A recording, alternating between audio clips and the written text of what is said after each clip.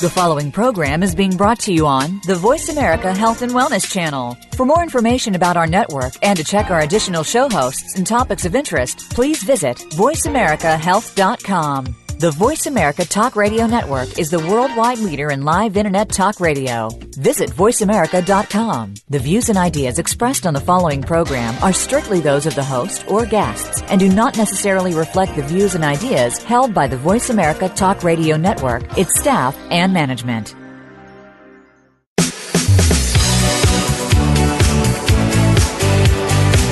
Welcome to Falling Through the Cracks. Feel alive and thrive with Dr. Rebecca Risk. Do you ever feel that even though nothing seems seriously wrong and you pass all the medical tests, that you still feel that your health, pain, and fatigue are completely out of control? It doesn't have to be that way. Listen to the tips and suggestions given on our program today and take back control of your health. Now, here is Dr. Rebecca Risk. Hi, everybody. Welcome to Falling Through the Cracks. I'm your host, Dr. Rebecca Risk. And today we're talking about, this is the first of 4 shows that I'm doing for May, which is Lyme Awareness Month. And as all my listeners know, this is part of my personal story. And although Lyme disease is a growing epidemic in Canada and North America and even worldwide, it continues to be ignored by the medical system. Vanessa Farnsworth, author of Rain on a Distant Roof, A Personal Journey Through Lyme Disease in Canada, is joining us today to share her story. So Vanessa, welcome to the show. Thank you. It's great to be here. So, what got you into writing a book about Lyme disease?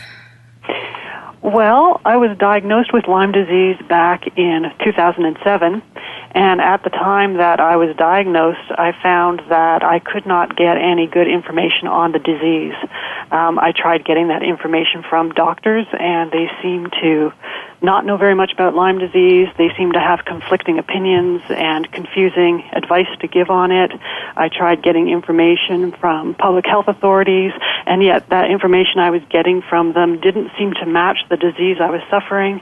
And of course, I tried to get information out on the internet, and a lot of stuff I found on the internet was confusing, it was angry, it was very scary.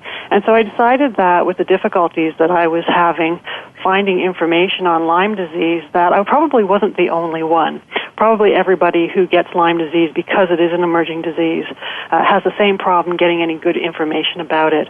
So that was the main reason for writing the book. But there was another reason, too, and I found that there was a great misconception about what Lyme disease was out in the general public. There seemed to be this idea that it was a fairly mild disease, it was mostly a rash and maybe some arthritis, and people really didn't know about it beyond that. So part of the book, what I do is I take you inside the life of a Lyme disease patient, in this case me, to show you what Lyme disease is like to live with on a day-to-day basis, because I felt that was important information for the public to have. You know, I agree that it is important. You know, I shared my story online, and I get a lot of people that I was told yesterday somebody got relief from hearing my story because they were treated by their doctors not very well, but they were similar to what I was, and they knew whether it was Lyme or not that I would understand what they were going through, because somehow they were falling through the cracks of our medical system and they needed help desperately.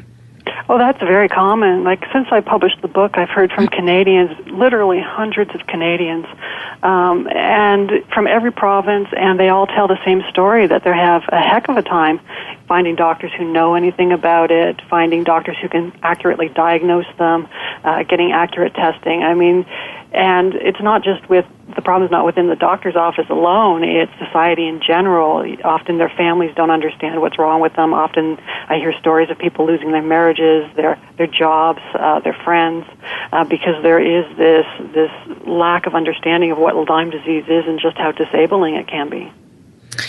So how did your Lyme story start? Well, it started with a bang, actually. One day I was perfectly healthy, and I went to the dentist, and he shot adrenaline into my gums, and that was pretty much the end of my life for about a decade. All of a sudden, while sitting in the dentist chair, I had these horrible tremors, and not the normal kind of tremors that you would expect from somebody who just had an adrenaline shot. They were very violent tremors. And from there, I went downhill very rapidly over the next couple of months. I had a whole bunch of rashes. I had fevers that would come and go, very much like malarial fevers. I would develop cognitive dysfunction. I would have problems with my memory, and what's generally known as brain fog, so I could not have clear thoughts. And the symptoms just kept growing and growing and growing over the course of the next few months, to the point where I was having cardiac issues. My heart wasn't beating properly, and I was having these sudden drops of blood pressure, and I found that my legs and my arms didn't seem to work properly. And it just seemed like there was a snowballing series of problems over the next 6 months, and I kept going back into doctor's office saying something really horrible is happening to me. And doctors kept running tests, and they kept saying, no, you're fine, there's nothing wrong with you. And then as time progressed, and about 6 months after those initial symptoms, I would end up collapsing and having to be taken to the emergency room. And at that point, they realized they had a very sick person on their hands. And so what did they do then? How did they find the Lyme? How was that diagnosed? Yeah, so that, I was in the hospital for, I think it was a week or 10 days. I was in the hospital for quite some time, very seriously ill. I had multiple organs that were in distress, and I had significant neurological issues. And over that time, doctors were playing guess the disease because they really had no idea what this illness was. And there was one group of doctors who were thinking that it was an infectious disease of some sort. They were kind of thinking maybe malaria, or they thought maybe I had septicemia. And there was another group of doctors who were thinking, no, this has to be autoimmune. This looks very much like an acute attack of MS, or it could be lupus or rheumatoid arthritis. And so these doctors kept coming into my room every single day, giving me this wide variety of diseases it could possibly be. But even in the state I was in, which was a very terrible state at that time, it was very clear to me that they had no idea what was going on. And so it just so happened that as that week progressed, they kept sort of narrowing in on this really seems like an acute attack of MS. And because of that, one of these doctors remembered that Lyme disease could mimic the symptoms of MS. And since they really didn't know whether they were dealing with an autoimmune illness or an infectious disease, they just decided to run that test to rule it out so that they could go down that MS path a little bit more calmly, so that they would have a good idea that that's what it was. And to everyone's surprise, that test did actually come back positive. So it's one of the very few positive tests that have ever been seen in Canada. And so at that point, they knew that they were dealing with Lyme disease. After 6 months of lack of knowledge, we suddenly had this solid diagnosis. So before we go into what happened after that, I think we should, there's probably some people listening with their ears pricking up when you're talking about, what they were suspecting this was. The symptoms were like MS, and they were like autoimmunity, and they were like, what exactly is Lyme disease? Well, Lyme disease is a multi-system inflammatory disease, and it's caused by the bite of an infected tick, and that tick will be infected with, at the very least, a species of Borrelia. Borrelia bacteria is what causes Lyme disease.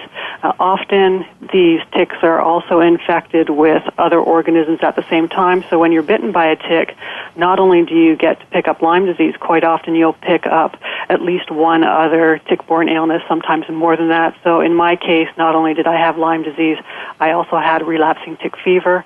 That one is a co-infection of Lyme that you very rarely ever hear about. And the reason you very rarely hear about it is it's extremely rare in Canada. I think when I was diagnosed back in 2007, there were only between 4 and 5 cases in all of Canada. So although it is a co-infection, it's a one you don't hear about. You tend to hear about things like Babesia or Bartonella or Ehrlichia or something like that, far more common. So because Lyme disease itself is a multi-system inflammatory disease, because you get these other co-infections in there and complicating the picture, and of course there's autoimmunity. So there is an autoimmune reaction that many people get when they come in contact with Borrelia bacteria, and so you have this extremely complicated disease picture which can throw up just any number of symptoms. I think at one point I looked at a list of about 75 symptoms that are associated with Lyme disease, and I think I must have had about 75 out of 75 on that list. It is a very complicated disease picture. I agree with you. When I was at my worst, I had over 120 symptoms. Yeah, exactly. And I think it's important also to state that Lyme sometimes only has, one or two or, very few symptoms. Oh, yeah. It doesn't have to be that severe, which is part of the mystery of this disease, that it doesn't look the same with each person. No, it looks very different with each person to get it. So some people actually contract Lyme disease and their immune system takes care of it without them ever having a single symptom. Other people get a very mild version of disease where maybe they get a rash and, a short course of antibiotics takes care of it. So when we're looking at my case of Lyme disease, which is a stage 3 neurological Lyme, we're looking at basically one of the worst of the worst. So this is an extreme example of what Lyme disease can do to you. Most people don't get to the extreme, but there's certain symptoms that just about everybody with Lyme disease has, including cognitive dysfunction. That is an extremely common one, but the aches and the pains and the fatigue, those are extremely common symptoms of Lyme disease. Okay. So after you were diagnosed with the relapsing tick fever and the Lyme, what happened? Well, then I was treated, and the treatment for Lyme disease and relapsing tick fever is the same treatment. It is antibiotics. It's a longer course with Lyme disease, so I was treated for 5 days for relapsing tick fever, and then when the Lyme test came back positive, I was treated with another 21 days of antibiotics for Lyme disease, and the conventional thinking at that time was, even though it was a severe case of Lyme disease, even though it was neurological, that this 26 days of antibiotics altogether would more than clear it up, and that at the end of that I would be cured. And my experience of it was very, very different than that. And I can go into that if you'd like to hear about what happened at that point. Yeah, so what happened when the antibiotics were done? So what happened with the antibiotics is that Lyme disease and relapsing tick fever are amongst those rare diseases that when you start to treat them, they actually get worse instead of getting better. So there's something that can be developed. It's known as a Jarisch-Herxheimer reaction. You often hear it just called a Herx reaction. And what I was told when I was treated with antibiotics, that if a Herx reaction was going to show up, and it doesn't show up in every case, some people get away without an amplification of symptoms, but if it was going to show up, it would show up within the first 24 to 48 hours, and it would amplify my symptoms a bit, and then I would start to get better. My experience on antibiotics was very different than that.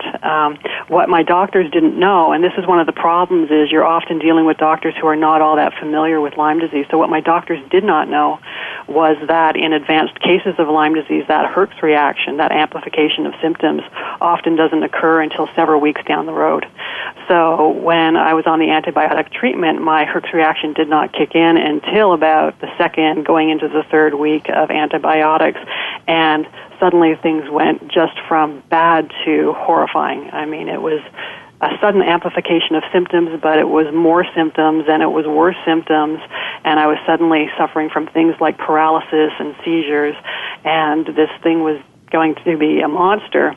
And at that point I was told I had had my treatment. You know, if 3 weeks of antibiotics, that 21 days of antibiotics specifically for the Lyme disease had not been effective, then it wasn't going to be effective.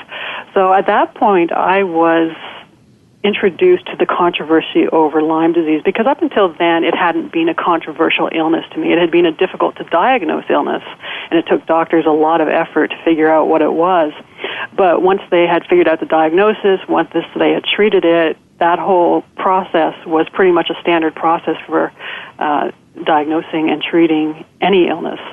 But it was at this point when suddenly these doctors started behaving like I had done something horribly wrong by not getting well and, in fact, getting worse.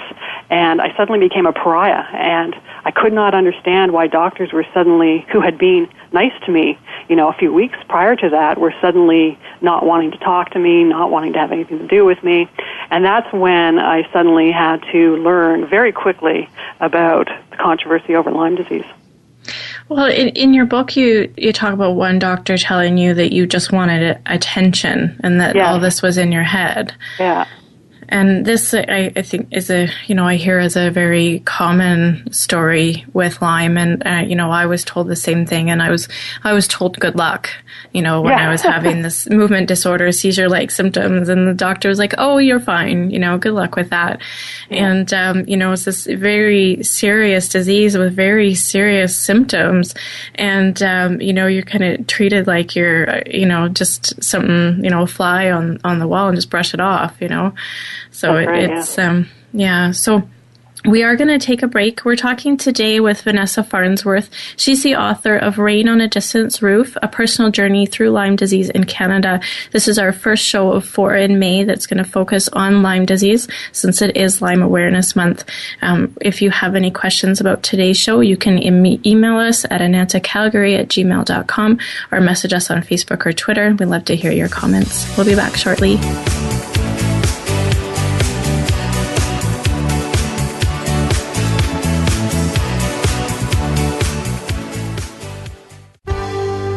Your life, your health, your network.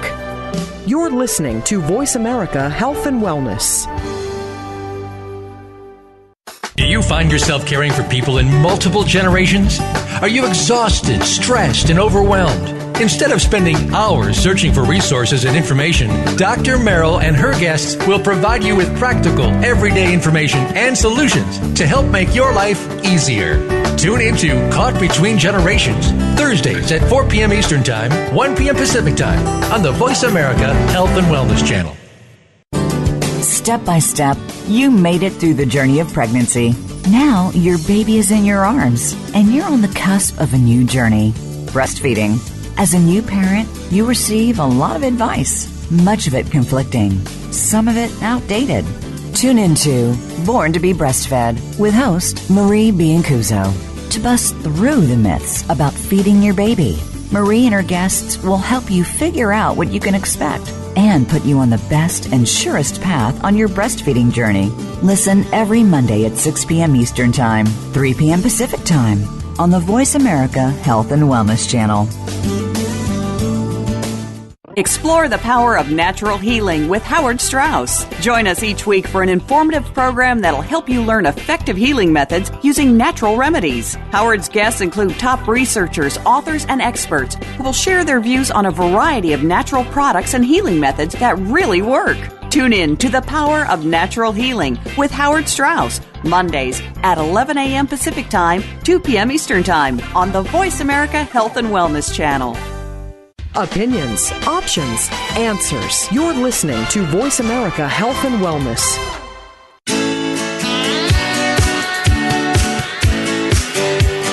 You are listening to Falling Through the Cracks with your host, Dr. Rebecca Risk. To reach the program today, please call in to 1-866-472-5792. Again, that's 1-866-472-5792. You may also send an email directly to Dr. Risk. The email address is anantacalgary@gmail.com. Now, back to Falling Through the Cracks. Feel alive and thrive. Welcome back to Falling Through the Cracks. I'm your host, Dr. Rebecca Risk, and today we're speaking with Vanessa Farnsworth. She's the author of Rain on a Distant Roof, A Personal Journey Through Lyme Disease in Canada. Lyme sufferers everywhere can relate to the dismissal of doctors, the ignorance of this disease, and being told that the debilitating symptoms that they're experiencing are all in their head. We're discussing that today. So, Vanessa, we talked before the break about what was happening. Doctors weren't taking you very seriously. And so what happened when you stopped antibiotics and you weren't getting help?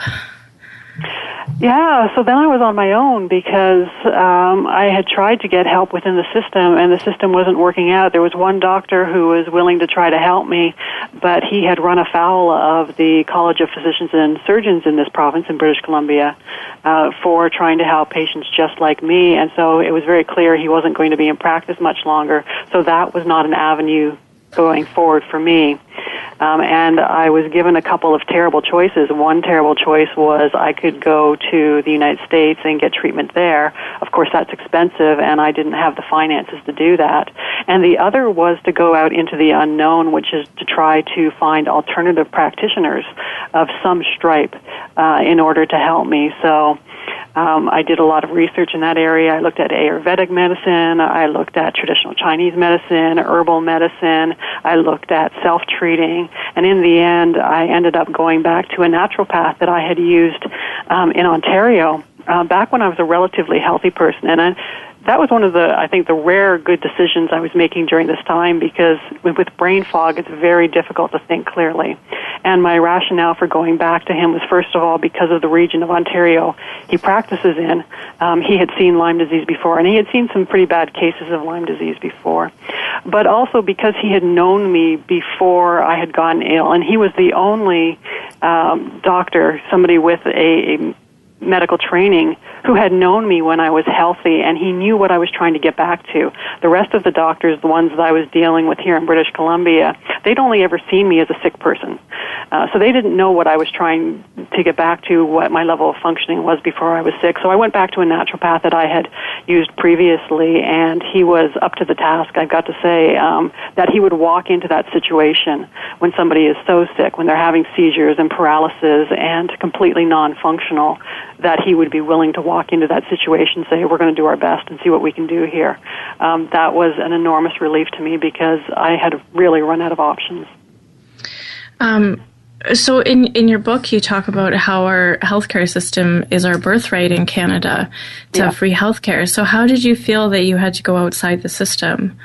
Yeah, I couldn't get any help within the system. I had an experience that I think is very familiar to Lyme disease patients, in that when I was diagnosed with Lyme disease, the specialist that I had been referred to, he was quite adamant that there was no Lyme disease in our region, there was no Lyme disease in Canada, and therefore that could not be the disease that was affecting me. And so I never actually did get to see that specialist, and so it was a long delay in getting to see a specialist. The problem is, if you go into a doctor's office and you say, I have Lyme disease, the reaction is generally a negative reaction, and so you're in there trying to get symptom relief. You're trying to find anything that will relieve symptoms. It doesn't necessarily have to be antibiotics, and you're dealing with somebody who thinks it's all in your head, or something to that effect, who doesn't understand. Unfortunately, Lyme disease patients have a tendency to look well even when they're not. And so it wasn't a natural choice to me, because, like I said, this is a healthcare system where we have universal healthcare. It is our birthright as Canadians to have healthcare. And so my mindset at that point was the only person who could help me was a medical doctor. And so I just kept going back, and I just kept getting repelled. And so leaving the healthcare system was something that I found to be extremely stressful to do at a time when I was very sick and not making good decisions in general. You talk about people being pushed through the cracks, falling through the cracks. Well, I was being pushed through the cracks. I didn't want to go. But the problem was, at that point, I was bedridden, and I remained bedridden for about 6 months. I was getting worse, not better, and I had to do something, because from my perspective, I was going to die if I didn't do anything. So I had to do something. And so that was my break with the healthcare system, and for better or worse, I think it's changed my view of the healthcare system indelibly. I think I share that view, because having a similar experience, I had to, luckily I'd already gone through school after I found out I had Lyme, and I was able to do some research and treat myself, but not everybody has that option. Mm-hmm. And, to me, the fact that you've got people that are so desperately ill and they have no options, and not everybody has the funds to go elsewhere, and they assume that we have this healthcare system that's going to help them. And I think people do see it as a betrayal that it's not working for them. Yeah, it's not just a betrayal, too. It's also dangerous. Some of the things people have told me that they have done to treat their Lyme disease, and of course I go through the book, one of the things I tried to do to treat my Lyme disease, people really are being put into dangerous situations as a direct result of the failure of the healthcare system to address this issue.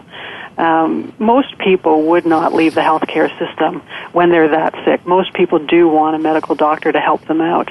And so the fact that so many people with Lyme disease have left the system is saying something very negative about the way our system has gone. So why do you think that there is, that doctors aren't wanting to look at Lyme? Well, that's really for them to answer, but there just seems to be this idea that with Lyme disease you're talking about the disease du jour, and that it is a disease people are reading about in newspapers and coming into doctor's office, and so they sort of think it's some sort of whim or fancy that people are thinking that they have Lyme disease when they probably don't.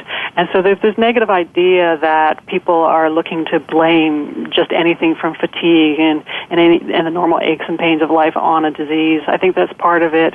Part of it is the information that doctors are getting from public health officials tends to emphasize the treatability of it and the first stage symptoms of it. It tends to go very little into the advanced stages of the disease, so it's something that doctors don't know very well.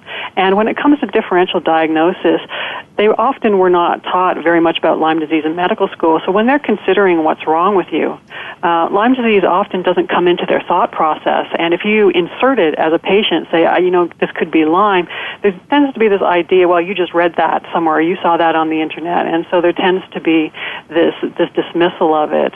There's also a problem that doctors who have treated Lyme beyond that 21 days that's called for the guidelines, I think the guidelines calls for 2 to 4 weeks, doctors who have treated beyond that have gotten themselves into some trouble. I mentioned the doctor who tried to help me who got in trouble with the College of Physicians and Surgeons. That unfortunately is not an isolated case. It's happened a few times that medical doctors who have tried to use their best judgment in treating Lyme, which is something we want doctors to do, to look at each case individually and say, I think this patient needs more treatment than they got. There have been cases where doctors have gotten into a lot of trouble, and so if you're a doctor and you know that that has happened, and I think most provinces, well, several provinces I can think of have had doctors who have gotten into trouble. If you see a colleague getting in trouble for treating a patient for a disease, you're going to be quite reluctant to treat that patient as well. I think that's very fair, especially if, the fight isn't theirs or they don't understand what's going on. We have to take into consideration. I think the change seems to need to come from higher up so that they can follow, guidelines that match what should happen for the disease. Yeah, the guidelines that we have right now are not very good. Basically, they focus in on, they do mention 3 stages, they do tell you what to do to treat it, but they don't tell you what to do. They don't give doctors very clear guidance on what to do if they've got a patient whose symptoms outlast the treatment. They talk about an autoimmune syndrome. They tend not to talk about chronic Lyme. There is a reluctance to believe that the bacteria itself can survive an onslaught of antibiotics for 2 to 4 weeks. So they talk in terms of an autoimmune syndrome, but they don't give doctors very good guidance on how to treat these patients with this autoimmune system. So you've got a doctor in front of you who doesn't know very much about the illness, may never have had another patient with that illness. Remember, when I was diagnosed back in 2007, I was the first person in my town ever to have had a confirmed case of Lyme disease. So this is not a disease they knew, so all they knew were the guidelines. And the guidelines don't give them guidance beyond slapping some antibiotics on you. That's it. You get 2 to 4 weeks of antibiotics. They're not given clear guidance what to do with you after that. And when they see doctors who try to help patients after that 2 to 4 weeks of antibiotics getting into trouble, then they really don't want to be in hot water with them. So what happens to many Lyme disease patients is what happened to me is you sort of get bounced from doctor to doctor, each one saying, well, the other guy will do it, the other guy will do it, and so you get bounced around the system and nobody ever does anything. Which I think is unfortunate because you've got some of the sickest people in the world not being treated or even recognized that they're ill in our system. Yeah, and in my case, we're talking about a confirmed case of Lyme disease. So this is an ironclad case, so I'm one of the official statistics. So if that's happening to me, if we know that I have Lyme disease and it cannot be anything else and that's happening to me, when I hear stories from people with that terrible chronic Lyme designation who don't have the positive test here in Canada, who have not been diagnosed by an infectious disease specialist, just coming from my point of view, what's happening to me, it must be far worse for them. Because there is some credibility to my claim, which doctors tend not to see in a lot of other Lyme disease patients. It makes them very easy to dismiss them. It's harder for them to dismiss me, but they do it anyways. Yeah. So I guess when we're looking at, we keep talking about, getting diagnosed and the testing, how does somebody go about testing for Lyme? Yeah, testing for Lyme. People ask me that a lot, and mostly what I have to say about that is it's probably not worth getting tested for Lyme disease. There are accuracy issues with the tests that we have here in Canada. There are tick-borne, there are laboratories in the United States that specialize in tick-borne testing. The problem with those labs is that there is not a single health authority anywhere in Canada that endorses those tests. So you can actually go to one of those facilities. Actually, you don't have to go. You can have the blood drawn in Canada and sent down to one of those labs in the United States. There are a couple of popular ones that test for tick-borne illnesses. The problem is that you could very well end up with a positive test, walk into your doctor's office thinking that it means something to them, but because no public health authority in Canada actually accepts those tests, your doctor doesn't have to do anything with that test, and nothing bad will happen to them if they ignore it. The tests that we have here in Canada, they're a bit tricky. Testing in general with Lyme disease is very tricky, and it's a huge topic, but one of the things with it is the human body, our immune system is very slow to produce antibodies to Lyme disease. And so the problem that you've got is that the current testing system that we use here in Canada, which is what's endorsed by the Centers for Disease Control in the United States, it does not work very well if you try to run a test on somebody with Lyme disease in the first few weeks after they have been bitten, because even if they have a raging case of Lyme disease, even if they have a bullseye rash, that test will almost invariably come back negative. So at the point in the illness when Lyme disease is the most treatable, the tests are useless.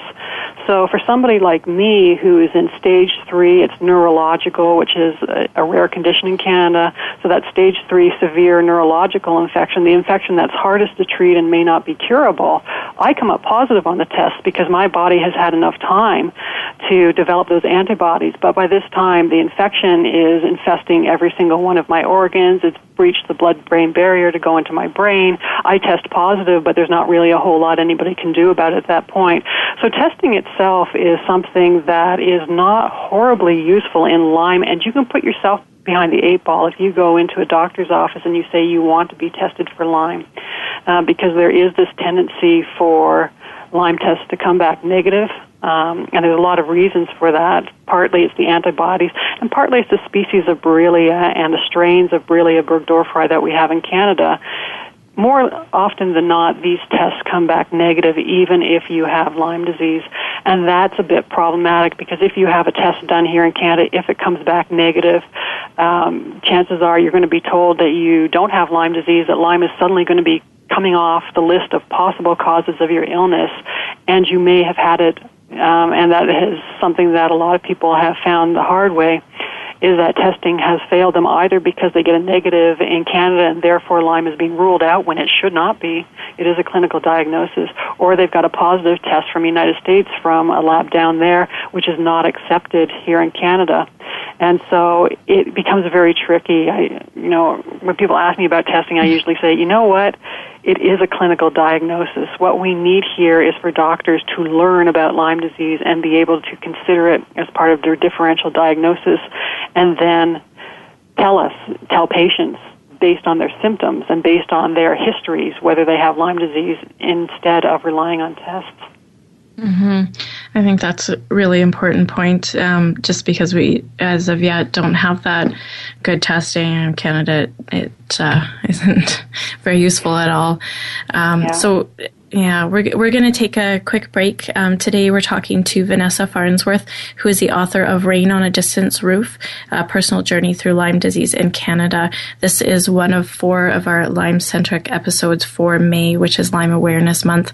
So you can join us each week to hear more about Lyme disease. If you have any questions about today's show, you can message us on Facebook or Twitter or send us an email at annetacalgary@gmail.com. And we'll be back shortly.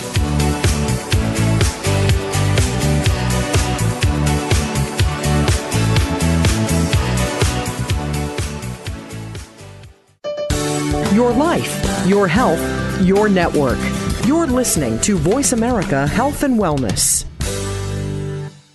When a woman is diagnosed with breast cancer, it's probably the most frightening thing that's ever happened to her. Friends and family often don't know what to do for support, not to mention the patient herself. That's where Breast Friends Cancer Support Radio comes in. Join Becky Olson and Sharon Hennepin, breast cancer survivors and advocates. They help by providing inspiration, information, and most of all, hope. Tune in every Friday at 10 a.m. Pacific Time, 1 p.m. Eastern Time on the Voice America Health and Wellness Channel. Relationship issues? Anxious? Parenting challenges? No more. Learn how to live your best life. Tune into Straight Talk with top psychotherapist, relationship, and anxiety expert Sandra Reish. In this program, you'll learn how to transform your challenges into effective solutions, whether it's relationships, parenting, anxiety issues, or other life traps that you struggle with. Sandra will show you how to change them and how to live the life of your dreams. Listen every Thursday afternoon at 6 p.m. Eastern Time and 3 p.m. Pacific Time on the Voice America Health and Wellness Channel. We are bombarded daily with information about beauty products and anti-aging treatments. Do you know how they have been tested? Are they truly going to make a change, or just take the change out of your pocket?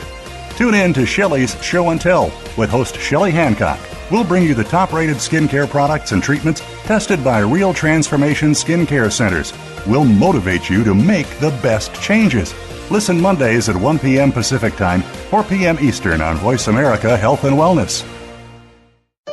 Opinions, options, answers. You're listening to Voice America Health and Wellness.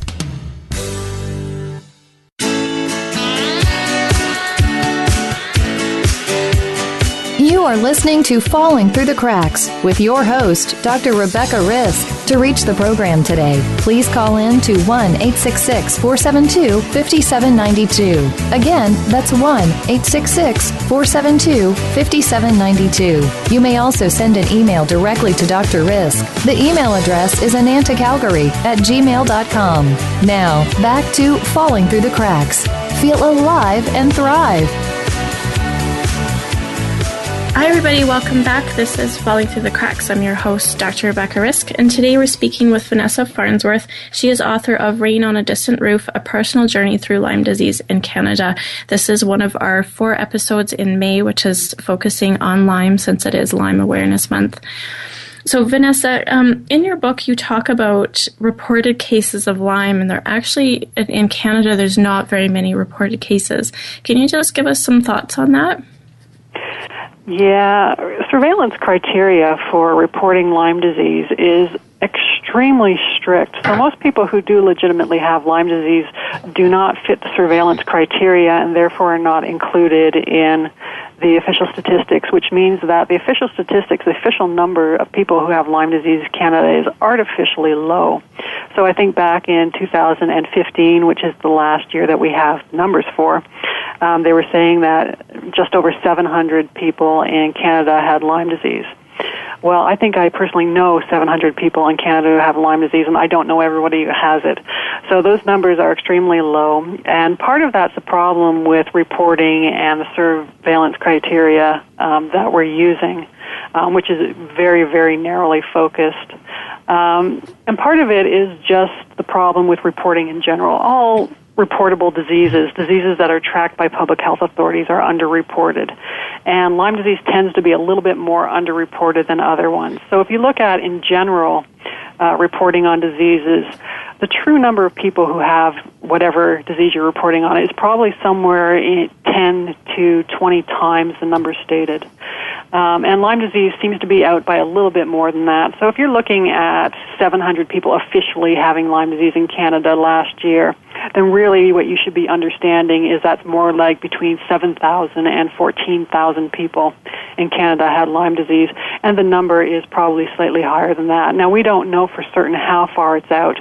Some attempts have been made, I know, here in British Columbia to try to quantify that.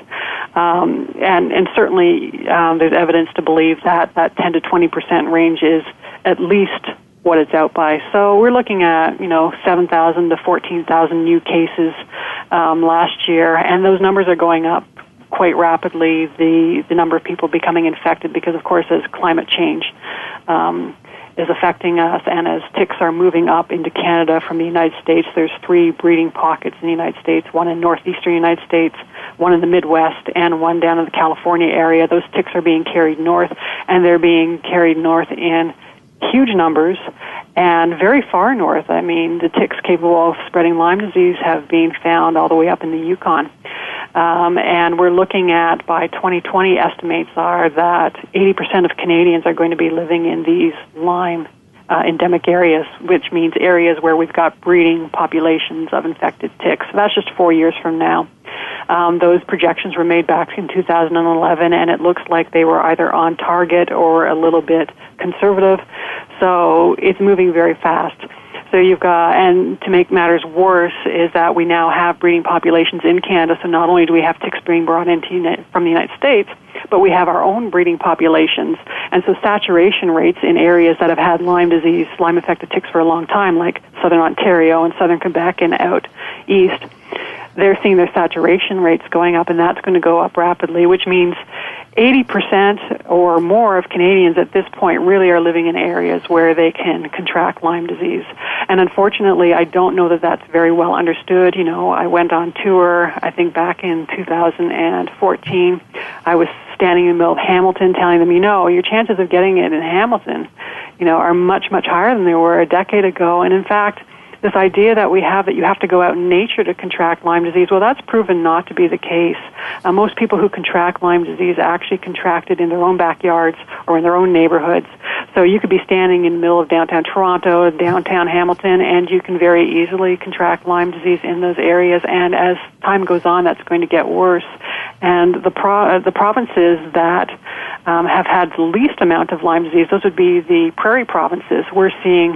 Already we're seeing dramatic increases. Manitoba in the last few years has had to redraw its map several times because the rate at which ticks are going up into Manitoba and breeding in that area is just going farther and farther north, farther and farther west, and saturation rates are going up. And I hear from a lot of people in Alberta. 10 years ago, I didn't hear from anybody in Alberta. But now, fairly regularly, I'm hearing from people in Alberta who have Lyme disease. And even Saskatchewan, which has, I think they just had their first official case of Lyme disease 2 years ago, but I'm now starting to hear from a lot of people out of Saskatchewan as well. So that center of Canada, though, which was relatively safe from Lyme disease, that's changing rapidly. I agree with that because I was bitten by ticks when I was 5 and when I was 16, and both of those were in Saskatchewan, and that was a long time ago. Yeah. So I think when they weren't looking for it, we didn't know, and and we've seen that in Ontario too. The first breeding population was found in Long Point, and that was in the early 90s. But I've heard from an extraordinary number of people in Ontario, southern Ontario, and even in southern Manitoba who believe that they were infected by ticks back in the 80s. And so, the problem is we have very little active surveillance in Canada, so we don't really know where the ticks are. We know certain areas where the ticks are, where researchers have actually gone and they've actually studied and they've actually found it in nature, but there's vast swaths of Canada which have never been studied. So we don't really know where they are. We kind of have to guess, and the best guess is you live in anywhere in southern Canada at this point, you're living in an area where it is reasonable to contract Lyme disease.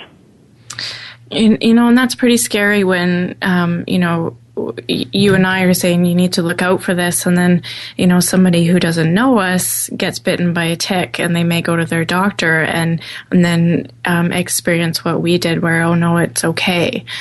So what do you recommend for people to, when they're in that situation where they think that they've been bitten, what do you think people should do?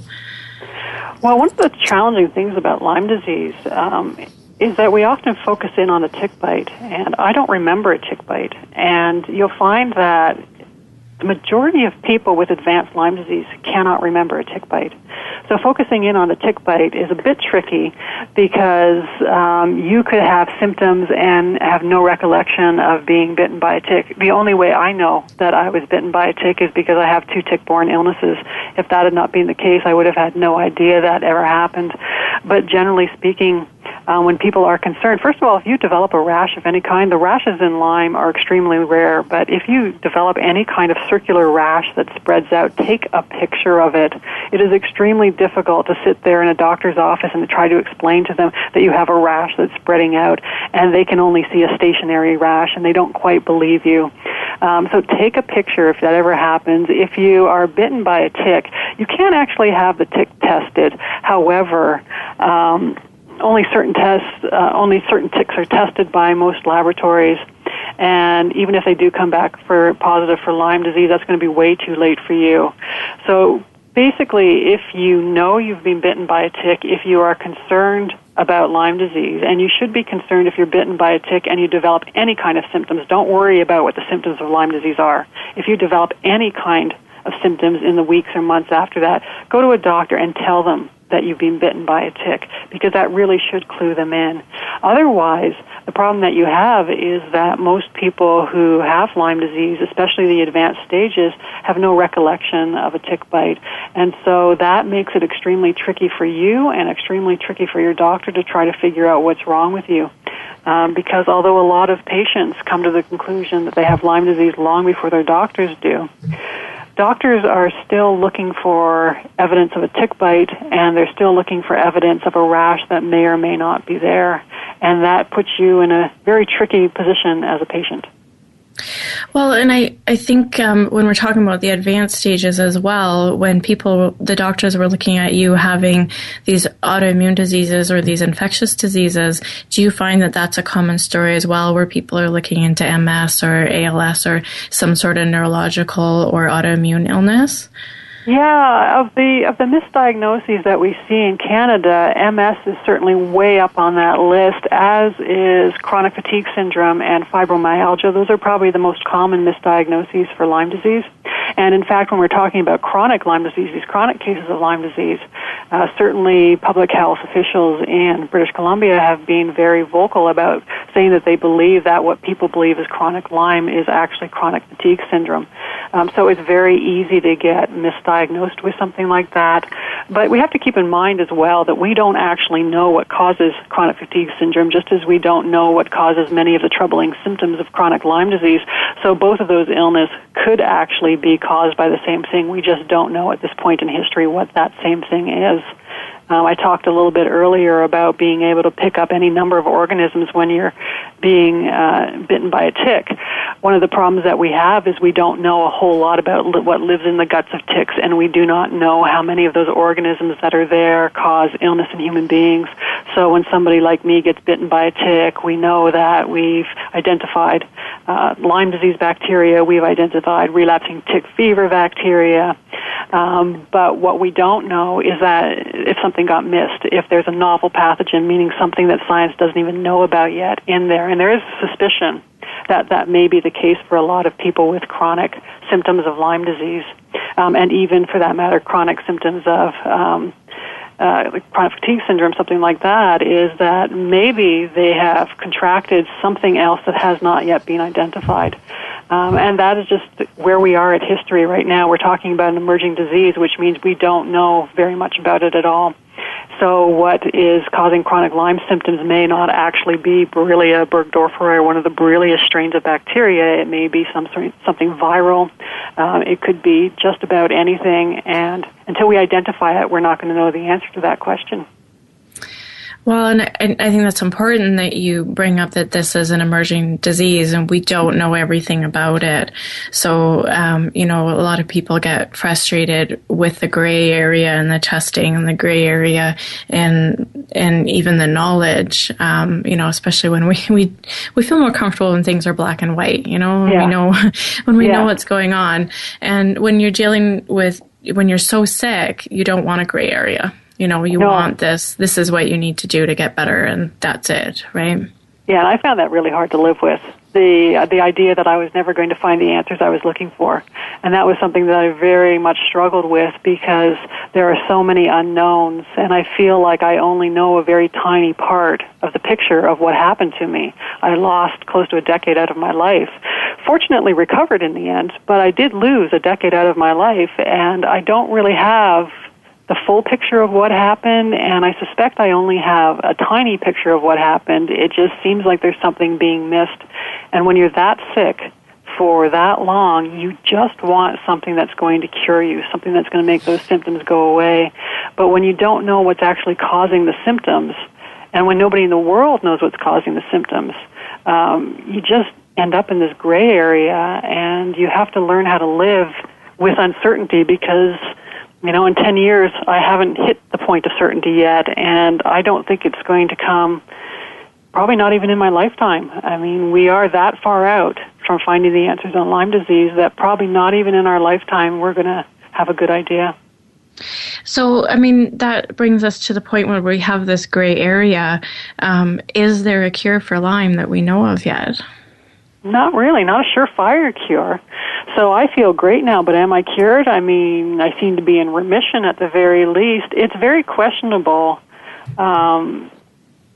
Even taking 2 to 4 weeks of antibiotics, if you think about how long that is, and that is not defeating the symptoms of Lyme disease, without knowing what's causing these chronic symptoms of Lyme disease, it's really hard to say how we're going to cure it. We certainly don't have a good way of dealing with it. If you're spending several months, several years in treatment, I think we can say that's not an efficient treatment for Lyme disease. And so the question is, what's that treatment going to be? Is it going to be antibiotic treatment or is it going to be something else? Well, first we have to figure out what causes the symptoms. Once we figure out what causes those symptoms, then we can figure out how to either treat them and cure the disease entirely, or at least come up with effective therapies, because as it is right now, the answer, can you cure Lyme, is one that there is no answer to that right now. If you are diagnosed early, if you are treated within the first couple of weeks of contracting Lyme disease, then antibiotic treatment is close to 100% effective. However, great many of us, I would say most of us, are not diagnosed or treated till later, and then there's a huge question about whether it can actually be cured, and there's just no answer for that right now. Well, and a topic for another show is the complications of treating the disease, where we have the biofilm and all the other forms where it can protect itself. So, there's the knowledge of having the disease, and then there's the complication of, when it can hide itself so well, and we don't even understand all of that. We're not going to see, those what we want until we understand all of it. Yeah, absolutely. How do you deal with biofilms? How do you break down those biofilms so you can get to the bacteria in order to kill it? And of course, you have the problem. One of the things I talk about in the book is that when you get this bacteria in the biofilms, there can be other organisms in the biofilms as well, and they can swap genetic information back and forth. So you've got these things that are mutating inside the biofilm. And how do you defeat that? So first you have to figure out how to break through the biofilm, and then you have the cystic forms of Lyme, which are impenetrable to any antibiotics that we've got. We've got a bacteria that can change states from having a cell wall to not having a cell wall, which is very important when we're talking about antibiotic treatment, is how do you kill something that can go from having a cell wall to not having a cell wall. And it just seems to be superlative in its ability to switch forms and to defend itself from anything and everything we throw back at it. And you don't want to look too closely into that area of research because it gets very scary and you begin to wonder if this thing is just better than anything we can throw at it. Well, this seems like a pretty ominous way to end a show, but, I think the main thing I want to point out is if anybody feels that they have Lyme or they already know they have Lyme, is to find somebody who has experience treating Lyme. You may fail with your family doctor, and if they don't have that experience, you might not get where you need to be. So, and Vanessa, I want to thank you for joining us on this show. This was really informative, and I think a great way to start, our Lyme Awareness Month. Well, it's great being here. And now, is there any way people can contact you if they have questions? Do you have an email address or website? I have a website, LymeDiseaseBook.com, and anybody who uses the form on that website, I always reply. So if anybody has any questions, anything they didn't feel that I didn't quite cover here, or any questions about anything I had to say or about my experience, they certainly can contact me through that form. Okay, well, thank you so much for joining me today. This is our first of 4 episodes in May that are focusing on Lyme disease. So please tune in for the rest of the month to learn more about this illness. If you have any questions about today's show, you can message us on Facebook or Twitter, or you can send us an email at anantacalgary@gmail.com. And please make today a great day.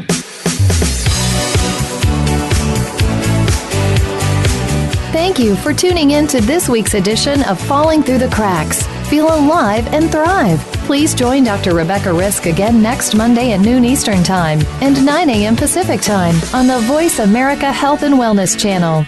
We'll talk more next week.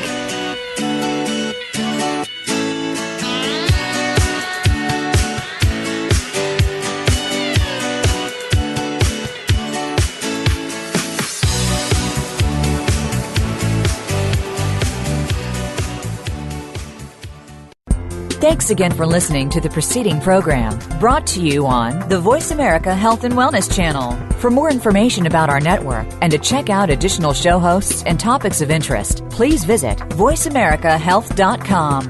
The Voice America Talk Radio Network is the worldwide leader in live Internet talk radio. Visit voiceamerica.com. The views and ideas expressed on the preceding program are strictly those of the host or guests and do not necessarily reflect the views and ideas held by the Voice America Talk Radio